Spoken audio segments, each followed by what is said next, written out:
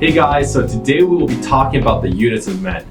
The units of men are split between Numenoreans and Rohirrims. Numenoreans are defensively focused with heavy cavalry and shield-toting spearmen.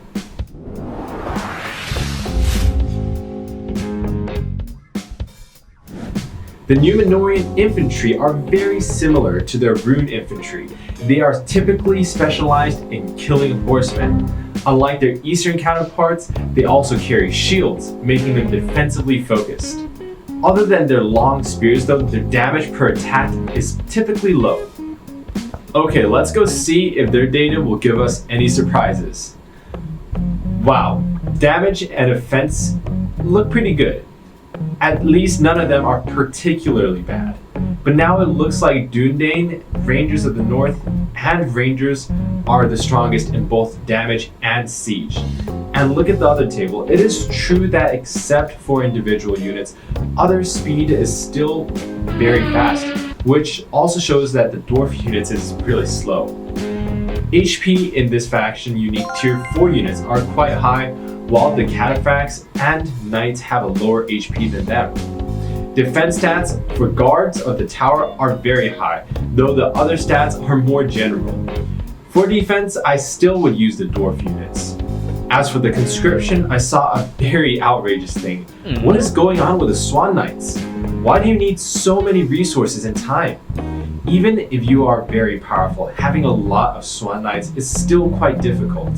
Now, let's see what skills do the units have. The militia are a tier 1 melee unit. Its skills are shielding that have a chance to reduce physical damage received. They are basically civilian levies that carry swords and shields, and act much like a tier 1 version of Dorwyn shield bearers with the same shielding skill. The spearmen are tier 2 melee units. Their skill is anti-cavalry training that increases damage and reduces damage received against mounted units. Carrying long spears, they have a bonus against cavalry units. Next up, we have guards of the tower. This is a tier 3 melee unit. Their skills are anti-cavalry training and shielding. They can increase damage to and reduce damage received against mounted units, and reduce physical damage received.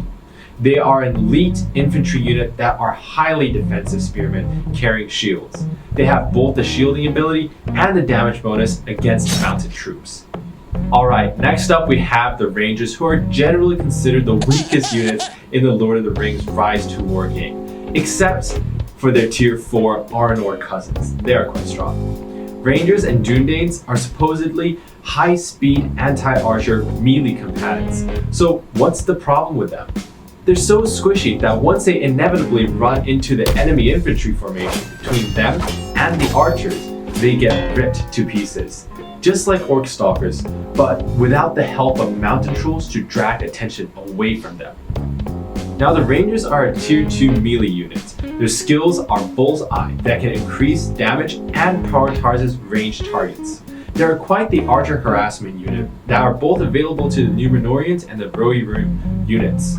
Generally considered pretty weak since they're squishy melee units with a bonus against ranged fighters. Sounds cool, right? But they just tend to get killed trying to wade through waves of infantry to get to the archers.